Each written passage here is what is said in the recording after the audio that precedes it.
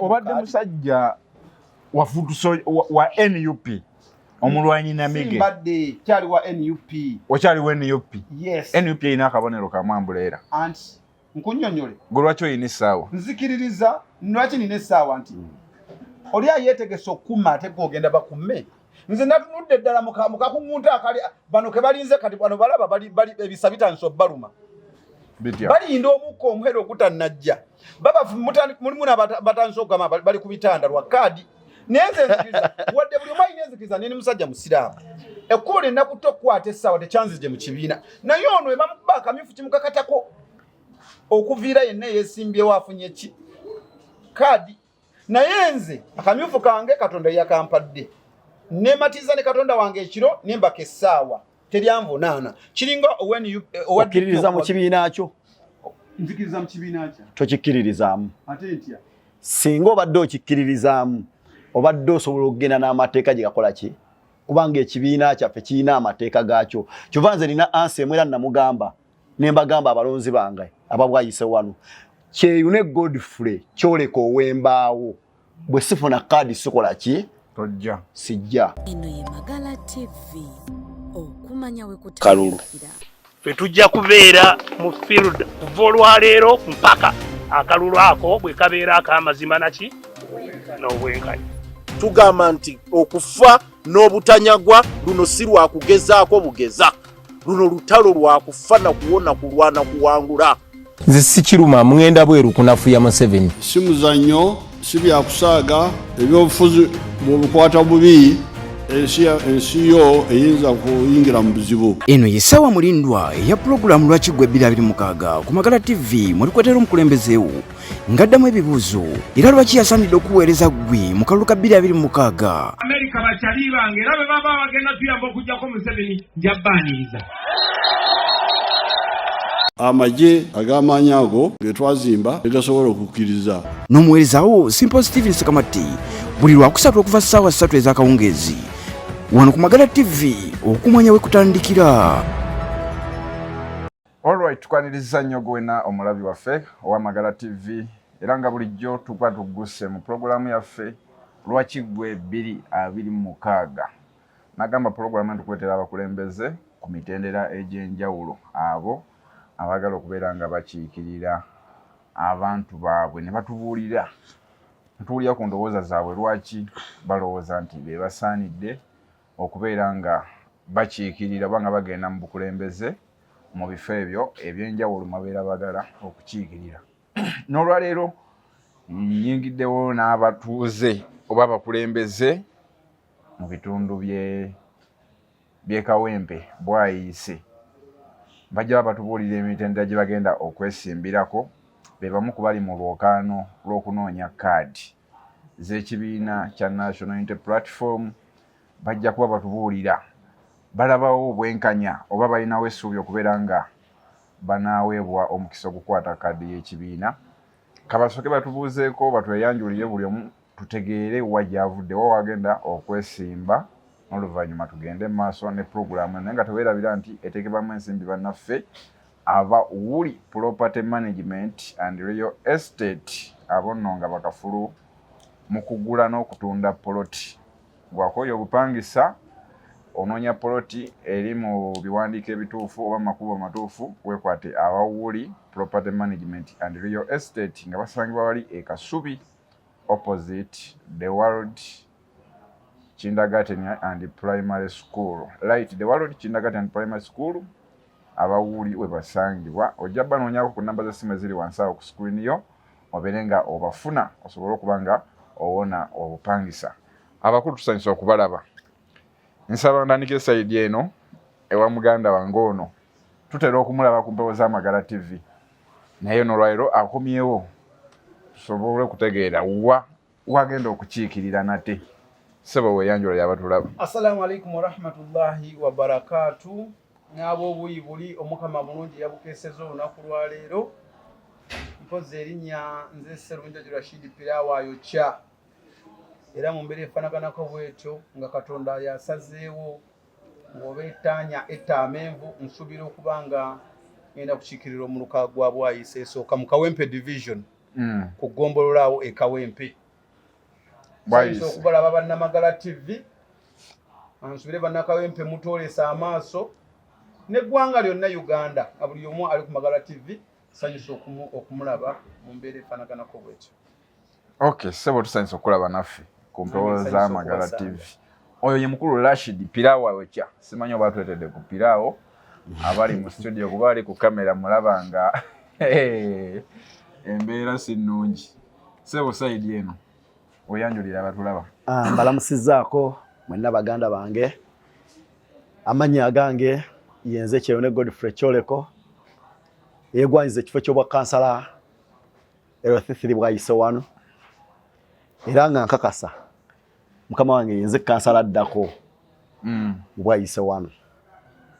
Mpulidde nawe oli kansala L3 negwanyiza. Wegwanyiza. Yesebo.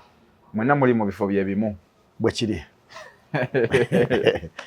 Okay, ndowooza omulabi owulidde abakulu be tulinawo mu studio begwanyiza okubeera abakulembeze mu bwayise wano mu kifo kyekimu ku bwa kansala.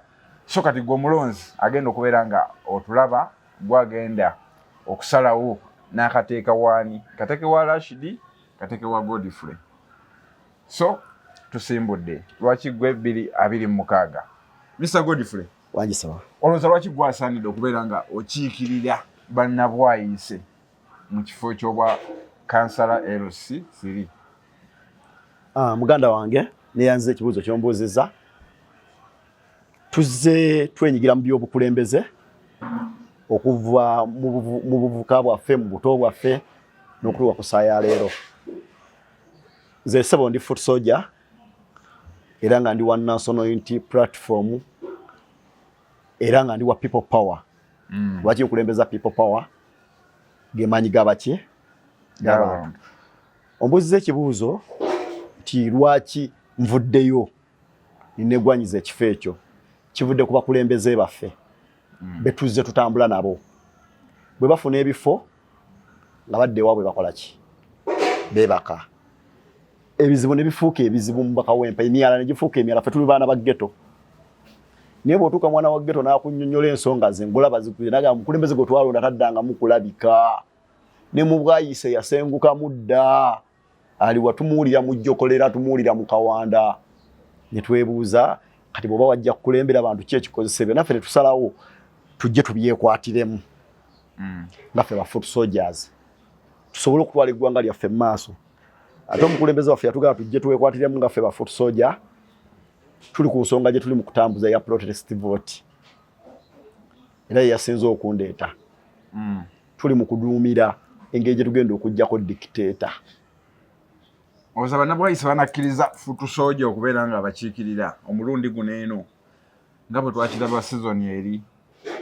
Neyanza muganda wange ekibuuzo ky'ombuuzizza era sinze neetuma tino kanjje neesimbewo. Walaba ngamba Kyeyune naawe osobola. Kyeyune naawe okola ki? Osobola. Bwe baatandika okumpika imaani neekola ki? N'erinnya. Era muganda wange ngenda kuyisa mu jjenje ekkalu. Wajjira ku maanyi g'abantu kupika bupisi wabula gwe nga gwe mwena tekikulimu. Kyendimu era ndi mukulembeze naye nali saagala kwenyigira mu byakwesimbawo mu bufo bwa kansala. Nali sibwagala. Nye bwe baŋŋamba jangu weesimbewo osobole otunuula kuba by'okoze ne by'otuyambye nga toli kansala ate bw'onoobeera kansala. Kuba ffe tuli baana ba ghetto tuli mu miti ebiseera ebisinga. Abaana b'emiti bakwatibwa ne bagenda ku mapoliisi. Bawambibwa amazzi gabafuukidde amazzi kati bw'obayambayambawo ku bizibu byabwe ebyo n'ogera ku poliisi n'omugjayo n'agamba ku kye wankolera ngenda tutambula naawe kye wakola kino ngenda tutambula naawe naye nenga kanjye mbakulembere. Okay. Mr. Rashid. Pirawo ayokya. Nga tutandikira awo. Owulidde Godfrey lwaki agamba yasaanidde?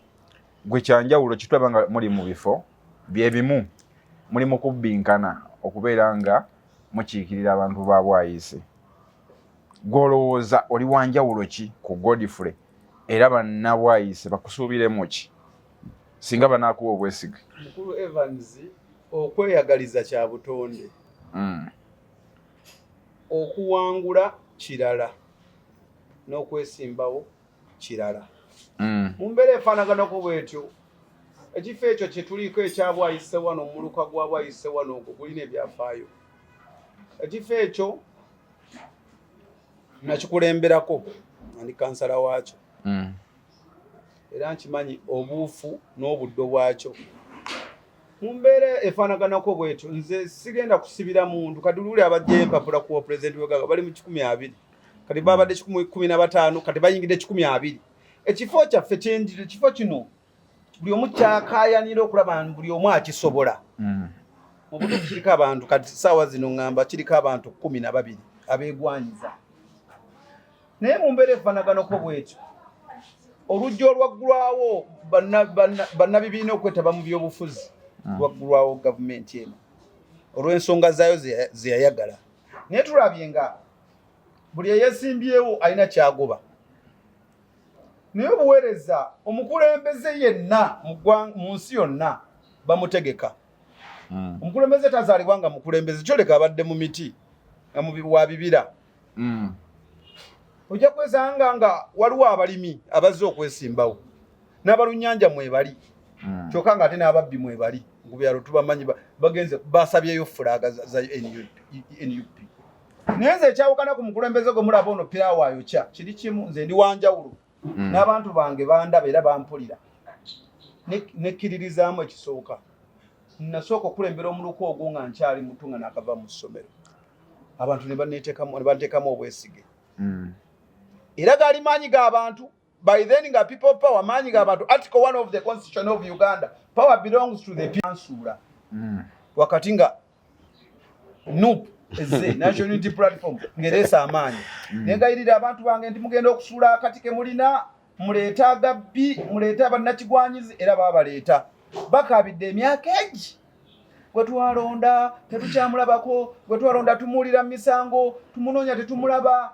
Naliwo mu mbeera zonna nga nkulembera abantu bange nakulembera abakyala abali baagalwanga okukiikirirwa abobubiina nayitanga enkiiko nakulemberwanga abasajja baffe bemuyita ba ghetto youth bampitanga nga buli we banjagala bandaba bunakulemberwanga mwandabanga n'esegirinya nga eyo DNA eyasegirinya be bakulembeza abali baagala abantu nze ndi DNA eyasegirinya omugenzi omukama Katonda amusaasire. Twalina ambition nga twagala abantu buli bw'oyagalwa abantu n'abantu bakwaga. Kati olonda otya omuntu gw'otategedde wajava ddala nga naawe omuntu osudde akaluluko okakutta okalonze wokuba omuntu asaza akaleva akalungi omuntu mutunulidde beauty oba onfuna kalezi kato Godfrey siwa mubwayise Godfrey ono ensonga ze naye mulwa musajja munnamalungu ali mu mitiyana naye okuzimbawo mu ggwanga Uganda baatugulira oluggi buli omu ajja akola eki nkwano gwange era ebyobufuzi naye mulinako ettaffaali badde muteekateeka lwakubazze mu kiseera nange ate mwenzijidde nkoze bubi badde mutegekedde ekifo kino nga awo bayita amasannyalaze nga musika wange otandise okutya Godfrey nedda kubanga Godfrey si yeesimbyewo yekka kugambye tukyalwana waliwo emiziziko egikyali muki. Nze ndi independent candidate nakutte akabonero ka ssaawa nindeeta n'omucere gw'abantu Piraawo ayokya bonfuna abantu bagenda kutandika okuwuliriza obuwoomi bwange nga buli maka gayingidde mu Piraawo. Ebintu byakyuka. Mumbeera efaanaganako bwetyo ndeka batayimu baatuwadde. Mumbeera efaanaganako bwetyo nze nsaba bannabwayise mu zooni 9 mwetegereze nnyo temukyamukana bantu bazze bapya. Olweyo lukadde lwe lumanye ensonda akamwanyi kaaliwo oluyimba olw'enjagala buli munnabwayise aluyimbe akamwanyi nali kamwanyi akamwanyi kaaliwo kituufu ali kamwanyi. Mumbeera efaanaganako bwetyo yenna yeesimbyewo mu kifo ekyo. Bano balinda kadi balinda mukka mweru tulinda mukka mweru ni wa people power atalinze mukka mweru nze ndi mumativu n'akasaawa kange nze Kyagulanyi yapadde akasaawa. Oli mumativu n'okubeera nti oba wekkiririzaamu kusinza ku maanyi g'olina nti onoweebwa omukisa okukwata fulaga ya NUP era kugamba ebigambo bino era nakola endagaano ne bannabwayise wano bifo nga tunagenda awo. Piraawo akyagambye nti oli musajja wa miti toli wa mu bantu era abantu bateekeddwa kwesiga kunesiga ebigambo ebyo maze mbwayise wano ngenda weza mu myaka 25 emyaka 25 koledde mu mbaawo emyaka 23 system mwe tutambulira era ekyalo kyaffe kye tugenda okyenjagala okukwasaganya kitambulira mu business ya miti nze nkulidde wali mu Kakajjo ebwayise mu ghetto nze ni mwana wa ghetto bano basajja beeri mu bifo ebyenjawulo nenze ni mwana wa ghetto era mu kubanga nvudde mu ghetto kivala njagadde kiikirira ki ghetto kyagamba nti nno nva mu maki malungu ndi munnamalungu eyo si ensonga subula miti era giva mu bibira tulina obulumi bwe tuyitamu nga ffe abasuubuzi ye tulina abakulembeze batukiikirira kutya abakulembeze nga bano balina emirimu gyabwe abaaliko era bakansala neweebuuze bw'oba ofunye ekifo ekyo n'okikwata era bagenda okukusuula wabawo ensonga eziba zikusuuzizza sijja kuyingirira nnyo niyo obuweereza buba bubulamu kwegamba pirawa yo ky'obuweereza bwali bwa kibogwe ate era nga nekino kibannyonnyola ensonga ze tuliko tuli ku nsonga za ggwanga tetuli ku byanfuna bakakase bannabwayise tuli ku nsonga zaki ffe pirawo tujja muwoza saga nnyo kugamba muganda wange no sigenda tuli kumbeho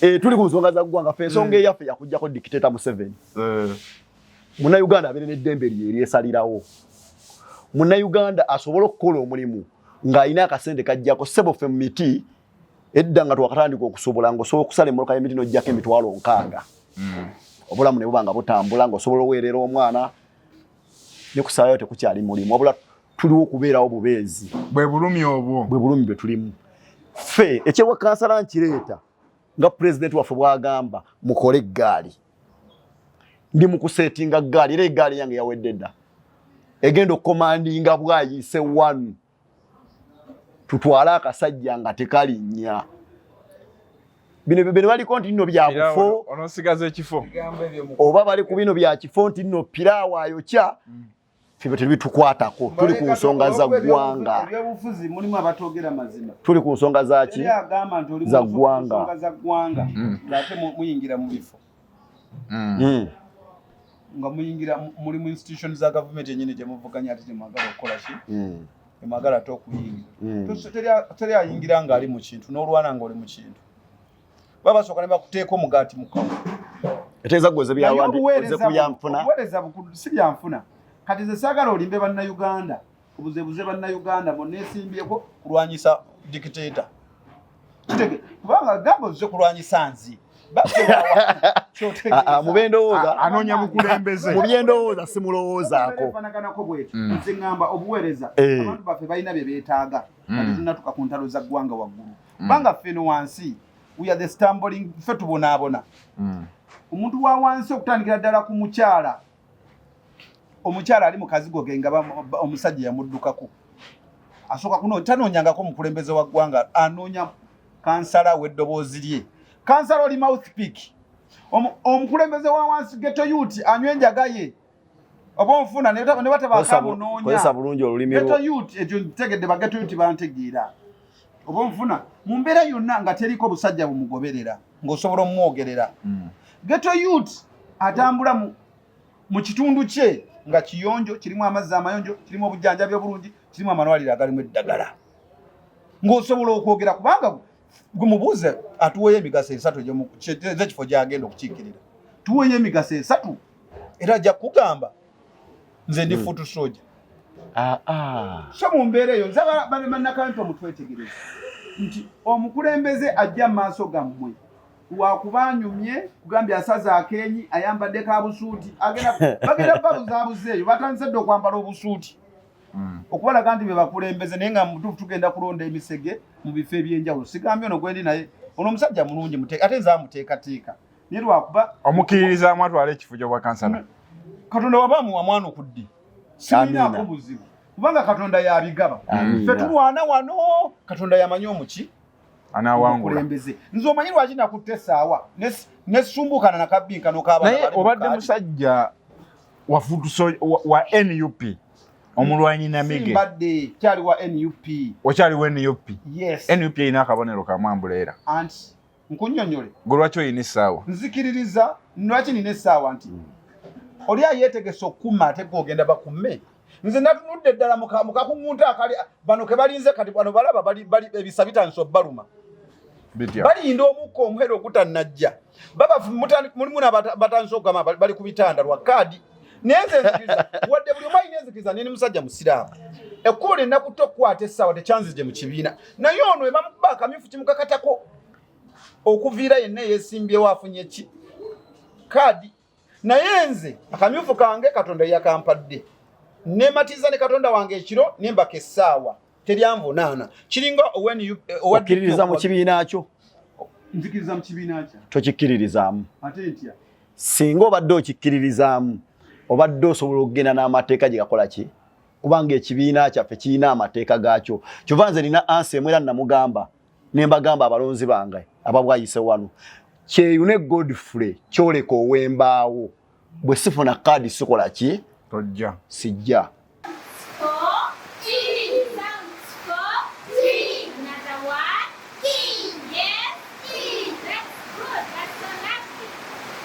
muzadde munnange teri kyabugaga kyoyinza kuwa mwana wo okujjako okumutwala mu ssomero eddungi Light the World Kindergarten Primary School ly'essomero w'oyinza okutwala omwana wo. Bano basomesa abaana okuviira ddala ku top kirasi okutuuka ku kibiina ekyokusatu. Bayigiriza abaana kompyuta n'ava buto ng'amanyi ekyokukola. Balina ebyokuzanyisa by'abaana omwana n'alemwa kwetamwa kusoma. Bano balina n'emmotoka ekima abaana n'okubazaayo nga bamaliriza okusoma. Light the World Kindergarten Primary School basangibwa Kasubi gwabeetaaze bakubire ku ssimu zino wammanga 0757 97 799 98 oba 0760 89 33 35. yenze kyeyuna omutuufu oli munafu siri munafu sibangako munafu lwaki watidde emitendera gye bagabiramu kaadi nga giri open nga girabwako nti tugendagenda mu vetting then after vetting ya 40% 60% eri ku ground ate otulaga nti oli w'amaanyi naye gwe wadduse zambwa n'obaka essaawa kati nze najjuze zambo oli mutuufu kitegeeza oli munafu kuba uliriza gwe nyinyi obyogedde 60% eriwa ku ground omwana wafuna 60 out of 100 abatayise abayise kitegeeza nti nze saawa zino bano balinda galyana nenze enkaaga eri mu bantu munfuna so mumbere efaanaganako bwetyo nze saatidde ffe tuli kumaanyi g'abantu si bwe kiri era babagamba wogenda ku kibiina bakusaba nti oyina amaanyi g'abantu bakugamba genda mu bantu ofuna amaki genda ku ground naye nze nayawukanyeko kwabo nti sijjagera mu vetting process si mu bubi navuda mu vetting process nga nze ndaba mu kubanga katonda yalugamba wokulanga teweetikka ffene bonna be batadde kakiiko naddala miruka gyange nze nalingiza mu bisenge ensowera zange z'okukisenge nga be banyima luli kuba nze nammibwako wayitokoze bulungi tebakulya ebinusu nga kulolezemukasala luli be bali mu vetting process nabadde ino ng'omugezigezi okubaviira bano abaagala obwekanya mu mbeera y'embeera eri abaagala obwekanya bagende babufune mu bufunze tokkiririza mu kakiiko kali mugaba kaadi tokkiririza mu kakiiko kagaba kaadi lwaki kyabuntu okumanya abantu bazibu naye nze bw'otegeka vetting process ng'abanyima be bali mu ffumbiro nzija mba neetiise ffene okubiyingira nze kitegeeza nabagambye nze kanzira ebbali nyine noonye 60 eri mu bantu omukulembeze oyo yani nakutte essaawa okulaga ensi nti nze process gye mugendamu siri mu mativu era kyabuntu ekyo nno ngamba kyalaze obunafu gy'oli nzeeye wa Godfrey ye mukama wange oyina essuubi mu kakiiko k'ebyokulonda ka NUP akagenda okugaba kaadi era oyina essuubi nti gw'omu ku bagenda okuwangula olwokaano olwo kuzaako emabega kati ni muganda waliwo kya era asula kuzaako emabega muganda wange omusajja agambye ono wa NUP era akkiririza mu kibiina kye ng'omukulembeze bw'agamba Robert Kyagulanyi Ssentamu era amukkiririzaamu. Bw'oba omukkiririzaamu kiki ekikuweewaguza n'ogamba akakiiko ke bassaawo akalondebwa tokakkiririzaamu. Kitegeeza gwoyokya. Okitegeera? Muganda wange ombuuziza ekibuuzo nti akakiiko ke baalonda nkakkiririzaamu ye nkakkiririzaamu n'ensala yaako keneesalawo kutya. Ensonga gye eyandeeta nze najja nga foot soldier nali seegwanyiza kifo kyonna. Najja kujjako dictator. Ne bwanga ekibiina kyange kisazeewo butampa card ndi mabega kuddewa ndi lwedde okudde emabega w'oyo gwe banaaba bawadde card. Nsaba akome wano ku Magala TV nga bagimumya ayogere bigambo bye bimu. Nja byogerera nga mbiddiŋŋana. Lwaki watya okummibwa? Ati bali banyimyeko. Ngatenze yali omulungi. Teweetereza. Obadde okimanyi tuba 10 aleo bakanga singa wali mulungi. Singa yali mulungi yandiwangudde. Oyakimanyi oyo sawa zinaaliko yabwe bakadi. Wamulabawo wali omulabeko mu constituency yakiikirira. Ayogere mazima tugenda kwesimbawo. Chovolaba wakadi yali mutuufu. Wali omulabyeko wantu wonna. Chovolaba babimbuuza ebibuuzo. Ne gwe twalonda nga tetumulabako. Si gwe bawakadi. Kubanga naye kennyini kwe kuvaayo ng'amba owaaye. Ekibiina kyaffe bakiswaza. Ekibiina kyaffe bakola ki? Bakiswaza kanveeyo nkwatira abantu bange. Kuba nabo tebadda. Obadde okimanyi kadi baziwako abatamiivu. Pirawa yokya. Singa onoogwa n'essaawa. Oneetondera ekibiina olw'okuba nti nno weewaggula. Ekibi ennyo ekitana okutta gwe kuyingira vetting process ate n'ojja bwa nnamunigina. Kibi nnyo n'okutta kitta. Okukola consent nti byonna ebigenda okuva mu kakiiko kano. Mbikiririzaamu era nga nyingidde amazina g'ekimagano ngumidde emikira ginkooneko ate n'omala nodda ebweru emikira gitandika okukukoonako ekyo kibi. Naye nze ninga bola bano ba MP w'Nakaseke nti owagira Kyagulanyi n'ebikolwa bye nenga oli mulala. Nze nina essaawa yange nini mpagira Kyagulanyi n'ebikolwa bye. Era nkuzaamu kemabega omulundi guli kubaakuma kadi wajja. Muli wano muli bannamawulire kyemugamba temuwagira Kyagulanyi. Tukyesigalise. Bangi abantu wagira Kyagulanyi ninga balina obubonero obw'enjawulo. Godfrey. Pirawa yokya munywanyiwo. Munywanyiwa. Wali nesimbyeko. Munywanyi wange kyogamba neti sefene. Ngira kiddamu ekyo yesewo. Singa vetting process ne ku makadi. Yesewo. Onode mabega wa Pirawo. Nze ndi wa National Unity Platform. Era ndi wa People Power. Yes. Bakama baffe gubana bawanzeeko eddusu yenna nja kudde mabegawo. Musajja wange ngambye ambuuziza ekibuuzo naali mwesimbyewo si mwesimbyeko neesimbye ku kifo ekyo eky'obwa kansala ekyo ekifo kiri awo kikalu nga owa National Unity Platform gubana wa kadi gwe njogenda naye. Oli wa kibiina ki? Oba oli wa Common Man's Party? Awa Pirawo. Munyagwa. Ensonga za Pirawo amukaka yiso wange basmat. Pirawo kana. Nzo wange mufumbira muzine entamuze chairman wa Pirawo nagambako Pirawo ayo kyo yatambula ekiro oya awonye njara y'abantu abafunya bamufuna siri mukulusinia. Nsaba bana kampe Munyagwa ina Pirawo we olusinia gwanyigati. Oyo yali kayiso nina basmat twawule emichere girimu ebika. Banange n'okuzira kitta Munyagwali ku Pirawo we aliye Pirawo we owakayiso nze ndi ku basmat. Singa munywanyi wa banamu wa flag Haje mu lokano ono musimbe mabega bali natandika dokunonya akalu ate bo balinze kadi kati uliriza tosobola kuŋŋamba nga nze natandika dda n'okutimba ebintu ngenda ntandika okukoleza ku bantu ebintu emigugu ginzita nze njoleza abantu ebintu ssebo nompita n'engoye nzikunya kati lwakuba bakuwadde kadi nkuviire amaanyi gano ngateekewa okalabya mukama w'omugenzi geba abantu byebaagala era muninde okutika ekitamu ky'omuceere bannamawulire muninde ngenda kwetika entamu Pirawo waki abantu baffe bayala era entamu yegenda okwetooloola yonna buli zooni gyendimu mulinde omuceere. Bayala mu programu yaffe lwaki gwe 2026 abakulembeze obawulidde ekirungi abakulembeze twakyaziza olwaleero bali mu kifo eki kimu bwayise LC3 bwayise wano bagala ekifo ekyo omu wa National Unity Platform omulala agikiririzaamu naye tagenda kugenda mu lwokaano lwa kaadi agamba akakiiko akagaba kaadi takakiririzaamu okyayinanga Simple Steven with a simple profile ku Magala TV program Lwakiggwe 2026 tukwetera abakulembeze ab'enjawulo nga batubuulira lwaki be babeera basaanidde okubeera nga bakiikirira abantu baabwe nga tumaliriza. Yes sir. Godfrey. Yes sir. Tutunulidde obulobuze bubeerawo mu bibiina ebyenjawulo. Tebayita akamyufu n'owayera akayita akamyufu. Leka libadde kayero. Tulaba emivuyo egibadde mu kalulu ako. Muli bamalirivu oba muyina essuubi nti akalulu ako kanaakyuka ku ssaawa esembayo kaleme kwefuula nga bwe kabadde emabega nga tusinziira ku mivuyo egibaddemu n'amaanyi agakozeseddwa ekibiina ekiri mu buyinza. Temulina okutya mmwe ng'abakulembeze abaza okwesimbawo ku kaadi za NUP oba mu kibiina kya NUP. Neyanza nnyo muganda wange ombuuziza ekibuuzo kirungi nnyo.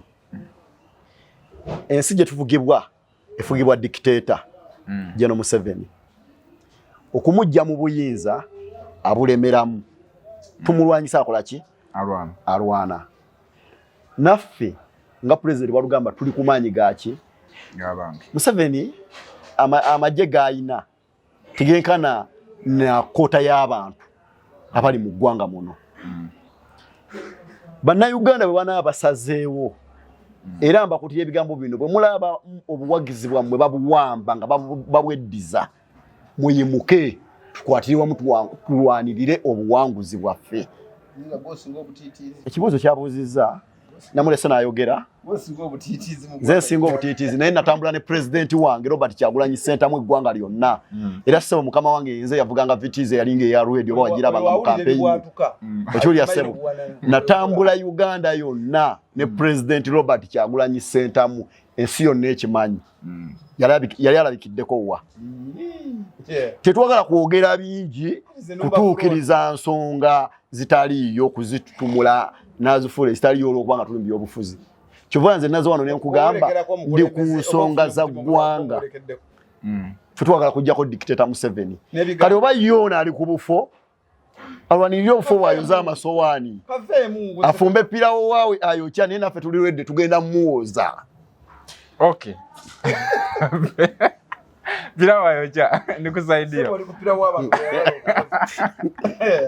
oli musajja wa independent candidate oyina maani power egenda okwaŋŋaŋa emivuyo oba vulugu eyeeyolekedde mu kulonda okuyise okwakamyufu nga tuvudde mu kamyufu n'okwabavubuka okubaddewo kuba kubadde jeno eri abavubuka bonna.